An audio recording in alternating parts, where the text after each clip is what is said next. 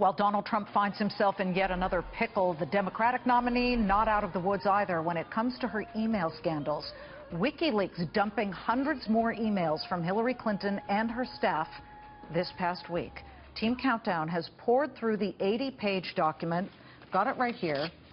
Took a while, but what we decided to do was focus, since we're a business network, on her ties to Wall Street, any comments she made in her paid speeches to banks over the years.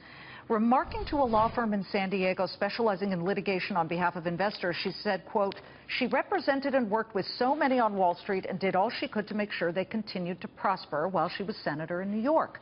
She joked to a crowd at Goldman Sachs in 2013 that group was the smartest people in the room. Let's bring in Democratic strategist Richard Goodstein and New York Post columnist Michael Goodwin. Look, Richard, here's the thing. Okay, so she supports Wall Street. That's fine, except that she sings a different tune to potential voters out there, and that is exactly what Bernie Sanders had complained about and questioned regarding her sort of talking out of both sides of her mouth. What does she do about this? Well, we know what first of all, it's odd, isn't it, that we are taking WikiLeaks, which was reviled when it was Snowden who was considered a traitor, putting things out into the public domain, and now the Trump campaign seems to be predicating its whole strategy on the prayer that there's going to be more. P.S. He's the one who's at risk of having his tax returns come out. But on the merits, look, Liz, the fact is we know what Hillary has said as a public policy matter even before she was running for president. Closing the carried interest loophole. She was out there basically decrying the possibility of the subprime mortgage scandal on the floor of NASDAQ before it happened, and she's now talking about higher taxes on the wealthy. So if she's somebody who's a pawn of Wall Street, they're not doing a very good job of kind of having her under control. In contrast to Donald Trump, who says, let's do away with Dodd-Frank and go back to the Wild West. And we saw what that got us at the end of 08 and into 09.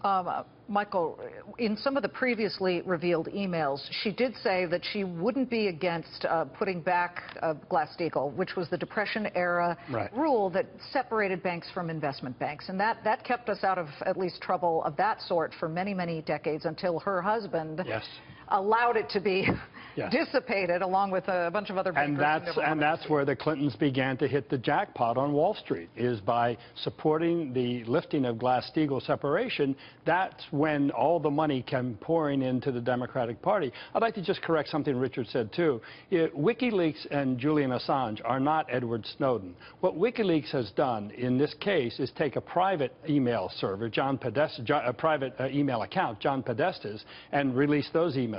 This is not what Snowden Arguably, did. that's Snowden worse. took the at military At least Snowden was a whistleblower. This is worse. This is a crime. Snowden is Michael, a whistleblower, and crime. Assange is what? Come on. This is the Democratic Party trying to flip the script. The Democratic Party is the one that supported WikiLeaks until it started to turn on Hillary Clinton. Suddenly, WikiLeaks is bad now. Well, we also don't know if WikiLeaks is being helped by the Russians, who are trying to impede this election. Either way, it's out there, and it doesn't smell good, Richard. But let me now fast forward here.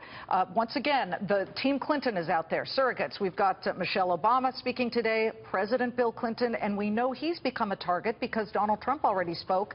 And it's quite obvious he kept using the word corruption regarding the Clintons. How imperative are these kinds of things as she goes off the trail to prepare for the third debate?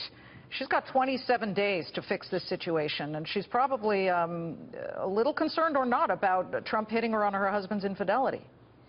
You know, if Donald Trump decides to run against Bill Clinton for president in some alternative universe, he can run on this whole campaign. He's running against Hillary Clinton, okay?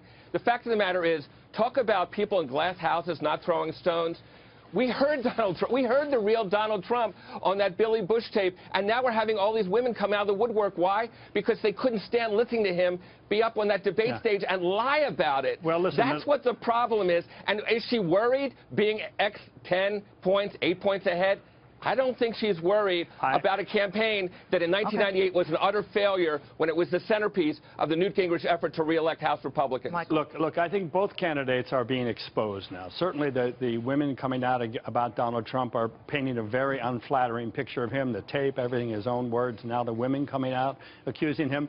But I think the WikiLeaks is providing something of the same kind of thing on Hillary Clinton. It is showing a side of her that she wanted to keep private that is now in the public. So I think it is a very strange campaign that we're having now about both of them, almost like X-ray machines of both of them. Well, and boy, I don't like the skeletal structure I see. Either one. Good one. Good stuff. Thank you both very much.